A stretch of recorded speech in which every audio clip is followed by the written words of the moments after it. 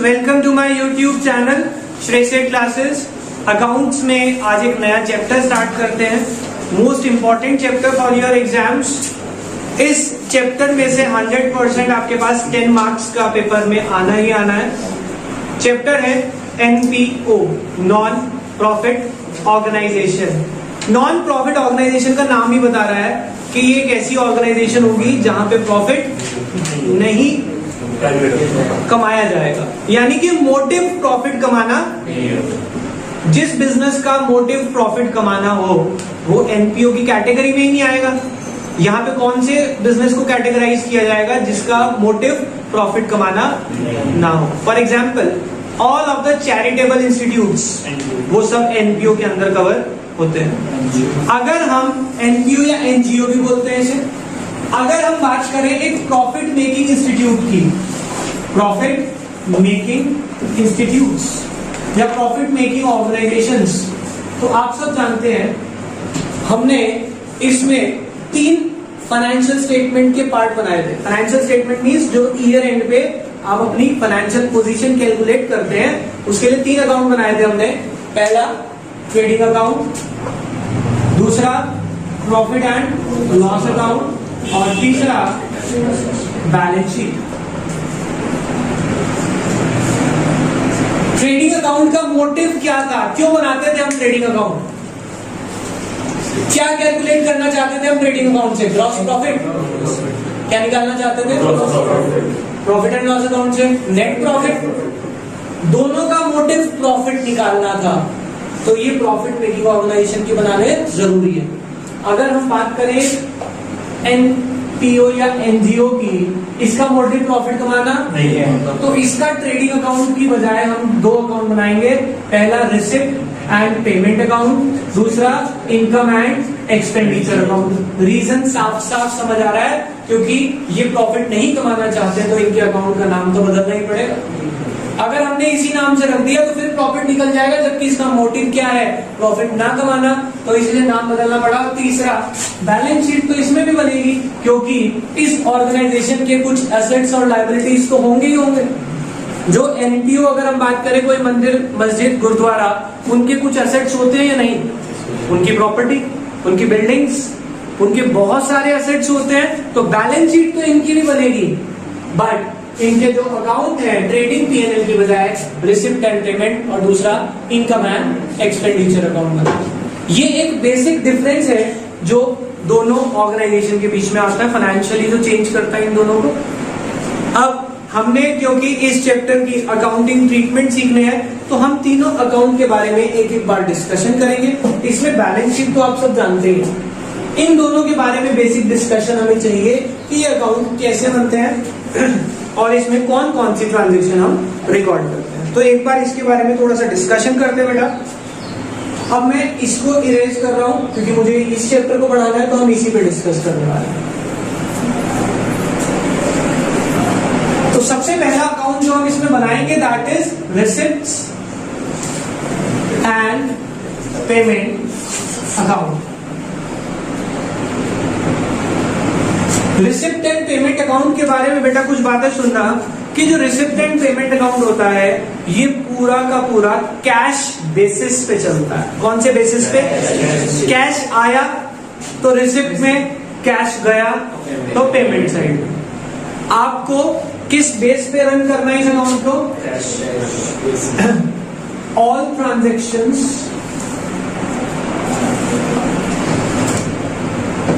Of cash are recorded, या फिर हम लिख सकते हैं सीधा कैश बेसिस पे।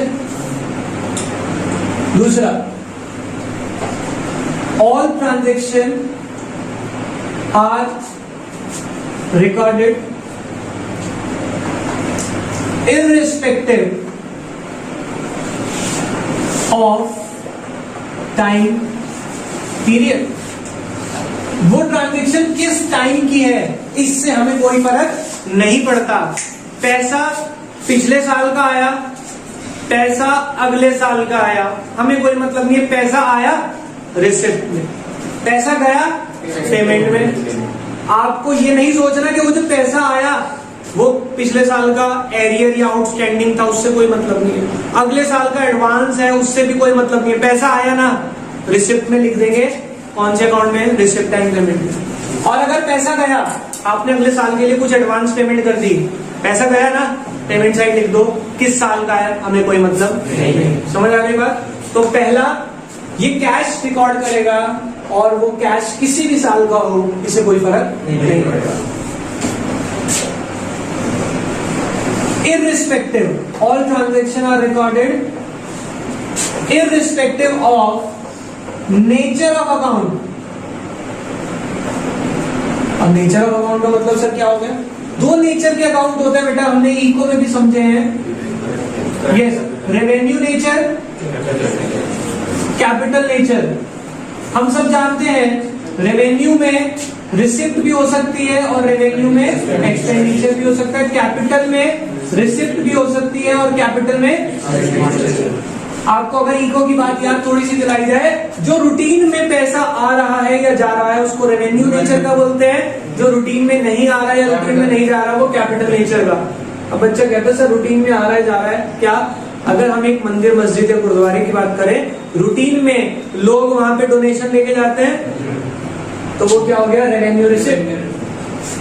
अब वो जो मंदिर मस्जिद या गुरुद्वारा है, उन्होंने रूटीन में वहां की साफ सफाई के लिए कुछ स्टाफ रखा होगा, सिक्योरिटी गार्ड रखे होंगे, वो सब रूटीन में उन्हें सैलरी देनी है, तो वो क्या हो गया? Revenue expenditure. समझ रहे हैं? रेवेन्यू रिसिप्ट, रेवेन्यू एक्सपेंडिचर समझ आए? अब अगर हम बात करें कैपिटल रिसिप्ट और कैपिटल एक्सपेंडिचर, जो रिसिप्ट या जो खर्चे कभी कभी हो, कोई भी मंदिर मस्जिद या गुरुद्वारे की अगर आप बात करें, वो कभी कभार कोई ना कोई कुछ ना कुछ कंस्ट्रक्शन कराते हैं, बिल्डिंग बनवा ली, कोई भी वायरिंग करा ली, कोई भी चीज बनवा ली मंदिर मस्जिद में, तो वो सब हमारे खर्चे हैं। तो वो क्या है? कैपिटल एक्सपेंडिचर, क्योंकि वो रूटीन में नहीं हो रहे। ठीक है? अगर कोई डोनेशन दे गया बिल्डिंग बनवाने के लिए, पैसा तो आया, पर क्या वो रूटीन में आता है ऐसा पैसा? तो उसको हम क्या बोलेंगे? Capital receipt. तो डोनेशन सर दो तरह की हो गई, एक तो रूटीन में आ रही है 5-5, 10-10 रुपए जिसमें कोई नाम नहीं होता, तो वो तो हो गई कौन सी? Revenue receipt. एक डोनेशन ऐसी जो कभी कभार आ रही है, कुछ बड़े लोग अपने नाम से पैसे 1 लाख 2 लाख 2.5 लाख जितने भी देना चाहें, साइन करके अपना नाम लेके देते हैं कि ये मेरे तरफ से और इस काम के लिए, तो वो कभी कभी आती है, that is the receipt. But capital receipt, और वो बता के जाते हैं इसको इस काम में लगाना और उसके ऊपर मेरे नाम की नेम प्लेट लगा देना या मेरे फादर साहब की नेम प्लेट लगा देना, ऐसे काम होते हैं। और वो जो रिसिप्ट होती है उसको हम क्या बोलते हैं? Capital receipt. बट मैं बात करूं रिसिप्ट एंड पेमेंट अकाउंट को, इससे कोई मतलब नहीं है कि किस नेचर का है। वो कह रहा पैसा आया ना, रिसिप्ट, पैसा गया, पेमेंट। किसी भी टाइम की हो, किसी भी नेचर की हो, रिसिप्ट एंड पेमेंट अकाउंट को कोई फर्क नहीं पड़ेगा। वो कह रहा सारे पैसे आएंगे तो डेबिट में, पैसे जाएंगे तो क्रेडिट में, कोई प्रॉब्लम? समझ आई रिसिप्ट एंड पेमेंट की बात? अब अगर मैं रिसिप्ट एंड पेमेंट के अकाउंट को बनाने की बात करूं, तो पहले तो बेटा आप सब समझेंगे इसका फॉर्मेट क्या होता है। नॉर्मल सा format, debit side, credit side, ऊपर लिखेंगे receipt and payment account as on जो भी डेट दी हुई है। डेबिट साइड में क्या आने वाली है? रिसिप्ट्स, अमाउंट, पेमेंट्स, अमाउंट, कोई प्रॉब्लम? राइट? अब आपको क्वेश्चन में क्लास में चलो बेटा देखो, इस साइड में सारी रिसिप्ट्स आ जाएंगी, इस साइड में सारी पेमेंट्स आ जाएंगी। आप रिसिप्ट एंड पेमेंट अकाउंट को जब शुरू करते हैं ना, आपको ओपनिंग बैलेंस गिवन होगा। यहाँ पे आप स्टार्ट करेंगे तो आप क्या लिखने वाले हैं? To balance brought down. कौन सा बैलेंस होता है रिसिप्ट एंड पेमेंट में? ओपनिंग में क्या लिखा होता है? या तो कैश इन हैंड या फिर कैश एट बैंक। अब वो cash in hand, cash at bank के आगे 1 अप्रैल लिखी है, यानी कि वो साल की शुरुआत का है। और अगर 31 मार्च लिखी है तो वो साल के एंड का है। देखो ध्यान से सुनना, मान लो आपको ये दिया हुआ 20,000, ये दिया हुआ 10,000, दोनों दिए में कोई प्रॉब्लम नहीं है। इसके बाद सारी रिसिप्ट इधर और सारी पेमेंट इधर। उसके बाद यहाँ पे क्या निकलेगा? बाय बैलेंस कैरिड आउट ये अगर 2 से शुरू हो रहा है यानी कि 2 बैलेंस है ओपनिंग में, तो क्लोजिंग में 1 का बैलेंस जरूर दे दें, चाहे कैश इन हैंड का दे दें चाहे कैश एट बैंक। तो यहाँ पे बैलेंस शीट में तो दोनों ही लिखने वाले हैं, cash in hand cash at bank. मान लो उन्होंने कैश इन हैंड दे दिया 5000, अब आप क्या करेंगे, कैश एट बैंक नहीं दिया ना, इधर ये plus receipt minus payment minus this, ये मेरा क्या आ जाएगा, बैलेंसिंग फिगर। समझ आ गई बात। बट अगर साल की शुरुआत में सिर्फ यही दे रखा है और ना तो कैश इन हैंड दे रखा है ना कैश एट बैंक दे रखा है, तो शुरुआत में कैश इन हैंड था, इसका मतलब आखिरी में बैलेंसिंग फिगर कहां जाने वाली है, कैश इन हैंड में। समझ गए बात को। अगर 2 बैलेंस दिए तो 1 क्लोजिंग भी देंगे, डिफरेंस वहां चला जाएगा, और अगर 1 ही दिया है तो क्लोजिंग देने का मतलब ही नहीं है, क्योंकि वो बैलेंसिंग जाएगी वहां पर। बात समझ आ गई, कोई प्रॉब्लम? अब ध्यान से सुनेंगे, इसमें जो रिसिप्ट और पेमेंट होती है उसमें कुछ प्रॉब्लम आ जाती है कई बार बच्चे को कि सर ये रिसिप्ट है तो कैसे है। पहली बात, आप सब जानते हैं एनपीओ के लिए जो डोनेशन है वो रिसिप्ट होती है या एक्सपेंडिचर होता है, रिसिप्ट। बच्चा कई बार डोनेशन को ना पेमेंट सोचता है, भाई डोनेशन अपने हिसाब से मत सोचो, आप लोग डोनेशन देते हैं बट जो एनपीओ या एनजीओ है उसको डोनेशन रूटीन में मिलती है तो उसके लिए रिसिप्ट है वो। समझ रहे हैं? आप उस ऑर्गेनाइजेशन के हिसाब से सोचेंगे, क्योंकि अकाउंटिंग हमेशा किसके पॉइंट ऑफ व्यू से होती है, बिजनेस के पॉइंट ऑफ व्यू से होती है ना, आपके इंडिविजुअल पॉइंट ऑफ व्यू से तो नहीं होती। क्लियर हो गई बात। दूसरा, एक पॉइंट को बार बार लिखेंगे, सब्सक्रिप्शन। सब्सक्रिप्शन क्या होता है, इसको नॉर्मल लैंग्वेज में आप क्या बोलते हैं, मेंबरशिप। आप किसी ऑर्गेनाइजेशन में मेंबर बनना चाहते हैं तो आपको उसका सब्सक्रिप्शन लेना पड़ता है, सब्सक्रिप्शन लेने में पैसा आप देंगे, लेकिन ऑर्गेनाइजेशन के लिए तो वो रिसिप्ट है ना, तो वो भी रिसिप्ट साइड में आते हैं। डोनेशन हो गई, किसी भी तरह की डोनेशन, कुछ भी नाम लिखा है। और ये कई बार जैसे कि रेंट, अब रेंट जो है वो थोड़ा सा कंफ्यूजन में है कि एनपीओ रेंट ले भी सकता है और एनपीओ रेंट दे भी सकता है।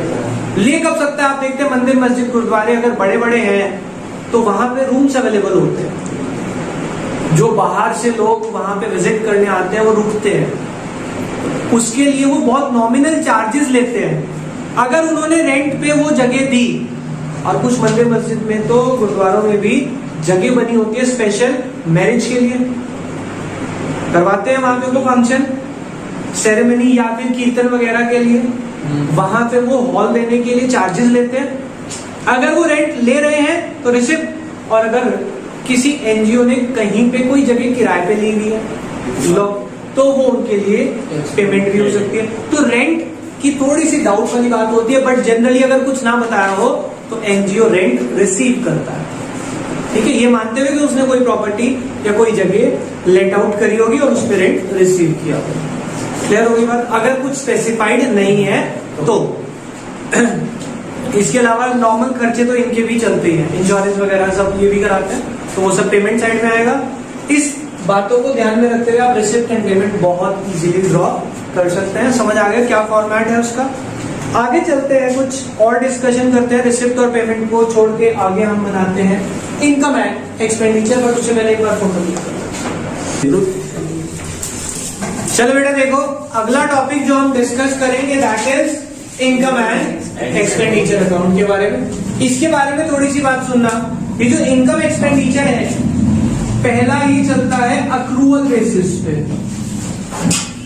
अक्रूवल बेसिस का मतलब क्या है, ये सारी ट्रांजैक्शन रिकॉर्ड करेगा वेदर इट इज कैश और नॉन कैश। ये सिर्फ कैश वाले रिकॉर्ड करता था। अगर मैं आपको इस पॉइंट में थोड़ी सी बात बताऊं, डेप्रिसिएशन कभी भी रिसिप्ट एंड पेमेंट में नहीं आएगा, क्योंकि उसमें ना तो कैश आता है और ना ही कैश आता है बस। और अगर हम बात करें इनकम एक्सपेंडिचर, ये अक्रूवल बेसिस पे है, यानी कि इसमें कैश और नॉन कैश सारी ट्रांजैक्शन आएंगी। क्या इसमें डेप्रिसिएशन आएगा? इसमें आएगा, इसमें आ जाएगा। समझ आ गई बात।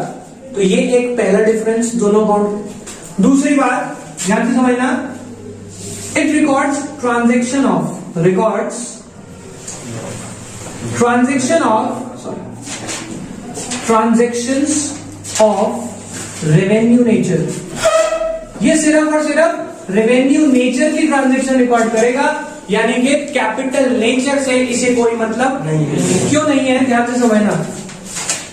पहला अकाउंट ये बन रहा है, दूसरा ये बन रहा है, तीसरा क्या बनने वाला है, बैलेंस शीट। बैलेंस शीट में क्या जाता है, असेट्स एंड लायबिलिटीज। अगर कोई ट्रांजैक्शन रूटीन की नहीं है, रूटीन की नहीं है, तो इसका मतलब उससे क्या होने वाला है, या तो एसेट बनने वाला है या फिर उससे लायबिलिटी बनने वाली है। और अगर वो एसेट लायबिलिटी से रिलेटेड है तो वो तो बैलेंस शीट में जाना चाहिए सर। तो इसलिए बोला क्या कि इसमें सिर्फ कौन सी नेचर की ट्रांजैक्शन आती है, रूटीन। भाई रूटीन की रिसिप्ट है तो वो इनकम बन जाएगी, रूटीन के खर्चे हैं तो वो एक्सपेंडिचर बन जाएंगे। लेकिन कौन सा होना चाहिए, सिर्फ रूटीन की नेचर के। कैपिटल का क्यों मतलब है, आप खुद सोचे बेटा। कैपिटल नेचर का मतलब क्या हुआ, अगर आप कैपिटल रिसिप्ट कर रहे हैं, यानी कि आप कैपिटल रिसिप्ट सोचे अगर इको के हिसाब से दो तरह से होती है, या तो आपने एसेट बेचा होगा तो बैलेंस शीट में एसेट में से माइनस होना चाहिए, या फिर आपने लोन लिया होगा तो बैलेंस शीट में लायबिलिटी साइड जाना चाहिए। तो इसका मतलब कैपिटल नेचर की ट्रांजैक्शन जो है बैलेंस शीट में जाती है। इसमें सिर्फ कौन से नेचर की आती है, रेवेन्यू नेचर की। क्लियर हो गई बात, रूटीन के खर्चे या रूटीन की एक्सपेंडिचर, सॉरी रिसिप्ट्स। और दूसरी बात, तीसरी बात, it records transaction of current year only. कौन से साल की ट्रांजैक्शन रिकॉर्ड करता है ये, सिर्फ और सिर्फ करंट ईयर की, ना तो पिछले साल की और ना ही अगले साल की। कोई ट्रांजैक्शन ये रिकॉर्ड नहीं करेगा। पिछले साल की ट्रांजैक्शन और अगले साल की ट्रांजैक्शन ये रिकॉर्ड नहीं करेगा। इसी के ऊपर बेस हमारा एक पूरा टॉपिक बैठ जाता है। ये इंपॉर्टेंट बात है, जब मैं वो आपको कराऊंगा वो टॉपिक इसी को लिंक करेगा बार बार, जिसमें आप सब्सक्रिप्शन के लिए कैलकुलेशन करना सीखेंगे, जिसमें आप कंज्यूमेबल आइटम्स के लिए कैलकुलेशन करना सीखेंगे। शायद कुछ याद हो कि सब्सक्रिप्शन जो होता है टोटल दिया होता है, इसमें पिछले साल का भी होता है, अगले साल का भी होता है। हमें पिछले साल का भी हटाना है, अगले साल का भी हटाना है, क्योंकि हम इनकम एक्सपेंडिचर में जब सब्सक्रिप्शन लिखते हैं तो वो कौन से साल का लिखते हैं, करंट ईयर ओनली। इसके ऊपर बहुत कैलकुलेशन करनी है हमें। सिर्फ एक छोटी सी बात दो टॉपिक्स जनरेट करती है। तो ये बेसिक डिफरेंस पता होना बहुत जरूरी है, दोनों में क्या फर्क है, क्योंकि इसके ऊपर हमें बहुत सारी कैलकुलेशन करनी है। बच्चा कई बार वो कैलकुलेशन तो कराता है, पेपर अटेम्प्ट करने का बाद में सोचते हैं यार ये करा क्यों था हमने, मतलब प्लस माइनस करना सिखा देंगे, बट क्यों कर रहे हैं, क्योंकि इस अकाउंट का नेचर ही ऐसा है। और वैसे भी आप सोचें, कोई इनकम या कोई एक्सपेंडिचर, कोई इनकम या कोई एक्सपेंडिचर पिछले या अगले साल की है तो वो क्या होगा, सोच के बताना।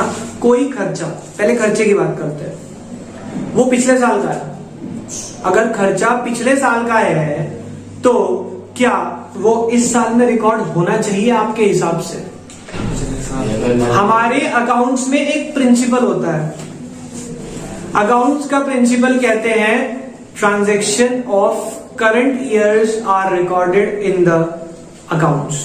हम रियल पिक्चर कब देख सकते हैं, जब उसमें ना तो पिछले साल का कोई इनकम एक्सपेंडिचर हो और ना ही अगले साल का। वो वाला कॉन्सेप्ट लगता है। प्लस आप सोचे, अगर कोई खर्चा पिछले साल का है, अगर कोई खर्चा पिछले साल का है और वो इस साल में पे हो रहा है, तो वो पिछले साल की बैलेंस शीट में आ चुका होगा या नहीं? पिछले साल का खर्चा तो वो आउटस्टैंडिंग के नाम से पिछले साल की लायबिलिटी बन चुका होगा। और पिछले साल की कोई इनकम अगर इस साल रिसीव हो रही है, पिछले साल की इनकम अगर इस साल आ रही है, यानी कि वो पिछले साल की बैलेंस शीट में आ चुकी होगी। और अगर आपको उसे इस साल लेके आना है तो मेरे भाई सिर्फ और सिर्फ कैश आना चाहिए ना उससे, और वो हमने रिसिप्ट एंड पेमेंट में कैश बेसिस पे जब बनाया तो उसको शो कर दिया था। Is it okay? समझ आ गई बात? तो मुझे इसकी ज्यादा डिटेल में नहीं जाना, मुझे सिर्फ ये बात समझानी थी, सबको होपफुली समझ आ गया। यस भैया। तो बेटा आज हम सिर्फ और सिर्फ रिसिप्ट और पेमेंट एंड इनकम एक्सपेंडिचर के कुछ बेसिक क्वेश्चन प्रैक्टिस करेंगे, बाकी कॉन्सेप्ट करते हैं नेक्स्ट क्लास में। अभी के लिए बाय बाय।